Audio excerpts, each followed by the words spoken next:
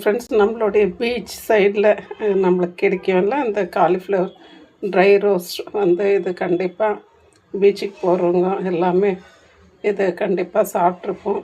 இதை வந்து வீட்லேயே ஈஸியாக எப்படி செய்கிறது, நல்லா கிறிஸ்பியாக எப்படி செய்கிறதுன்னுட்டுன்னு பார்க்கலாம் வாங்க ஃப்ரெண்ட்ஸ். ஃப்ரெண்ட்ஸ், நான் வந்து இன்றைக்கி காலிஃப்ளவர் எடுத்து வச்சுருக்கேன். பார்த்திங்கன்னா இதை வந்து கொஞ்சம் வெந்நீரில் ஒரு 3 to 4 மினிட்ஸு உப்பு போட்டு கொஞ்சம் விட்டுட்டு அதை எடுத்து தண்ணி ஃபுல்லாக எடுத்துட்டு இப்போ இதை ஒரு பிளேட்டில் போட்டு வச்சுருக்கேன்.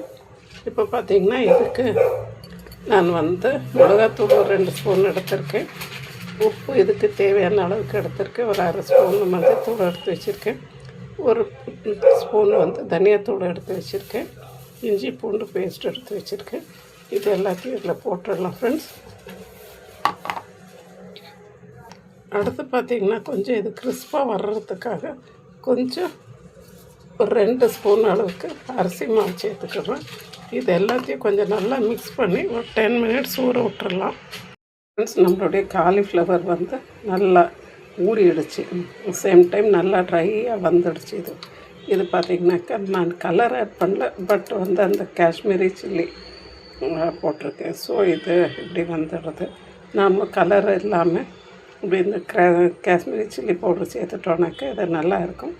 இது மெயின் சீக்ரெட் வந்து இதை நல்லா மிக்ஸ் பண்ணிவிட்டு ஒரு ஸ்ட்ரைனர் எதனா போட்டு மூடி நீங்கள் வெயிலில் வச்சிட்டிங்கனாக்கா கொஞ்சம் நல்லாவே இந்த மசாலாவும் பிடிக்கும், அதுவும் நல்லா ட்ரை ஆகிடும். அப்போ அந்த கடைகளில் ரோட்டு கடையில் கொடுக்குறாப்புல நல்லா கிறிஸ்பி கோபியாக இருக்கும். இப்போ இது நல்லா ட்ரையாக வந்துடுச்சு. நான் இப்போ இதை பொரிச்சு எடுத்துக்கிறேன் ஃப்ரெண்ட்ஸ்.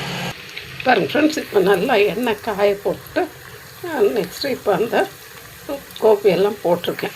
இப்போ பார்த்திங்கன்னா நம்மளுக்கு காலிஃப்ளவர் சீசன் இது. கடையில் வாங்கும்போது அவங்க என்ன எண்ணெயில் செஞ்சாங்க என்னன்னு தெரியாது. ஸோ வீட்டில் நாம் இப்படி செஞ்சு குழந்தைங்களுக்கு ஈவினிங் ஸ்நாக்ஸாக இல்லை ஒரு பருப்பு குழம்பு எதனா வச்சோம்னாக்கா சைட் டிஷ்ஷாக கூட இதை யூஸ் பண்ணிக்கலாம்.